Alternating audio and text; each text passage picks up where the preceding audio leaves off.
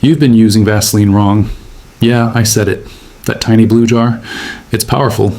If you actually know what to do with it. Most people just slap it anywhere and call it skincare. Big mistake. Let's fix that.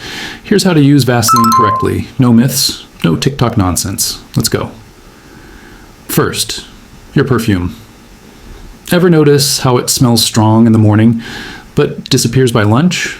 Here's the fix. Take a tiny bit of Vaseline and rub it where you apply perfume. Wrists, neck, behind the ears. Then spray. The Vaseline locks in the scent like glue. No more reapplying. No more wasted sprays. You'll smell good all day. Think of it as a scent amplifier in your pocket. Second, eyebrows. Everyone wants clean, thick brows. Forget the expensive serums. Before bed, dab a small amount of Vaseline on your eyebrows. It hydrates the hair and skin underneath, making your brows look fuller and shinier. Next morning, boom. Instantly groomed, healthy-looking brows. Just don't overdo it. A tiny bit goes a long way. Third, don't use as like a face cream. Now, the part no one tells you. Stop putting Vaseline all over your face as a moisturizer. Yeah, it feels smooth at first.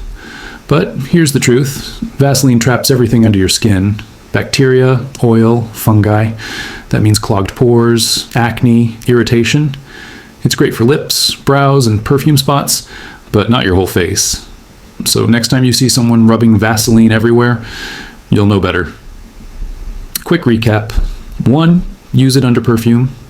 2, use it on eyebrows. 3, never use it as a face cream. Simple, right? You just leveled up how you use the most common skincare product in the world. If that helped, hit subscribe. We're just getting started. Glow smarter, not harder. See you in the next one.